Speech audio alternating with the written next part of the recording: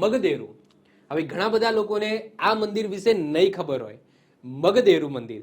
હવે આ મગદેરુ મંદિર એ પણ શંકર ભગવાનનું શિવજીનું મંદિર છે, જે તમને ક્યાં જોવા મળશે? દેવભૂમિ દ્વારકા જિલ્લાની અંદર જોવા મળશે.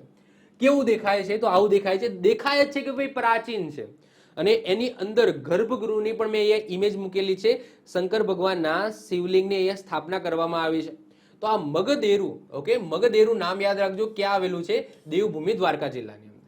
ઓકે, હવે કોઈકને જવું હોય મગદેરુ તો કઈ રીતના જઈ શકે? કઈ જગ્યાએ આવેલું છે? તો મગદેરુ એ દેવભૂમિ દ્વારકા જિલ્લાના ઓખા મંડળ તાલુકાના દ્રાસનવેલ ગામનું નામ છે દ્રાસનવેલ. દ્રાસનવેલ ગામ નજીક આવેલું છે. અને એવું કહેવાય છે કે આ જે મંદિર છે એ મૈત્રક કાળનું છે. તો મૈત્રક કાળનું 8મી સદીનું આ મંદિર છે. આ મંદિર દ્વારકાથી 3 માઇલ ઉત્તર પૂર્વ દિશાની અંદર આવેલું છે. મંદિરમાં નામના આવતો જે શબ્દ છે મગ, આ મગદેરુમાં આ જે મગ શબ્દ છે, આ મગ શબ્દનો મતલબ થાય છે, મતલબ કે આ મગ શબ્દ ક્યાંથી લેવામાં આવે છે? તો ત્યાં રહેતા હતા મગ બ્રાહ્મણો. તો આ મગ બ્રાહ્મણો પરથી આ મગ શબ્દ લેવામાં આવ્યો છે, જેઓ સૂર્ય પૂજક હતા અને ઈરાનથી સ્થળાંતરિત કરીને પશ્ચિમ ભારતમાં અહીંયા આવ્યા હતા. એટલે આ મંદિર સૂર્ય મંદિર હોઈ શકે. અત્યારે જો આ જે શિવલિંગ છે એ તો પછી સ્થાપના કરવામાં આવી છે, પરંતુ પહેલા જે પુરાતત્વવિદો છે એમના પ્રમાણે આ જે મગદેરુ મંદિર છે એ સૂર્ય મંદિર હોઈ શકે છે એવી માનતા છે. મંદિર હાલમાં શિવ મંદિર છે, અત્યારે હાલ શિવ મંદિર છે, પરંતુ જે સૂર્ય પૂજક હતા, કારણ કે આ મગ શબ્દ છે એ મગ બ્રાહ્મણો ઉપરથી પડ્યો હતો અને એ પોતે સૂર્ય પૂજક હતા, તો એમને જે મંદિરનું જ્યાં નિર્માણ કરાવડાવ્યું તો એ સૂર્ય મંદિર હશે એવી માન્યતા છે. આ મંદિર નાગર શૈલીનું મંદિર છે. અત્યારે તમે જુઓ છો તો આ મંદિર નાગર શૈલીનું દેખાય છે. મંદિર ચોરસ છે અને ઉત્તર દિશામાં મુખ્ય દ્વાર ધરાવે છે.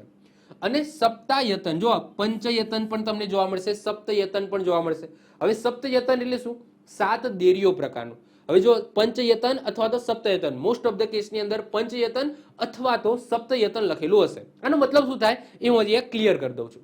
સપ્તયતન એટલે કે 7 દેરીઓ, એટલે કે મુખ્ય મંદિર હોય અને બીજા 6 નાના નાના મંદિર હોય, તો આ સપ્તયતન.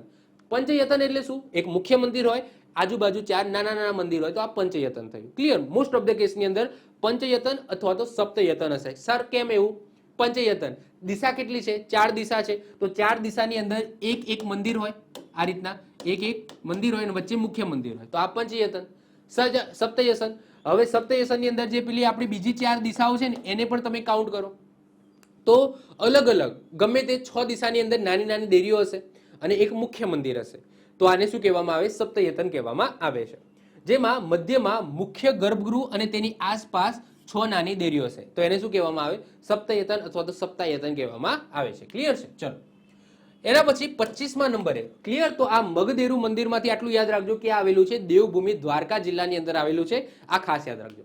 આવી જ રીતના ઓછા સમયની અંદર મહત્વપૂર્ણ નોલેજ મેળવવા માટે અને મને સપોર્ટ કરવા માટે આજે જ આપણી યુટ્યુબ ચેનલ ટીચિંગ કિશન ક્લિપને સબસ્ક્રાઇબ કરો.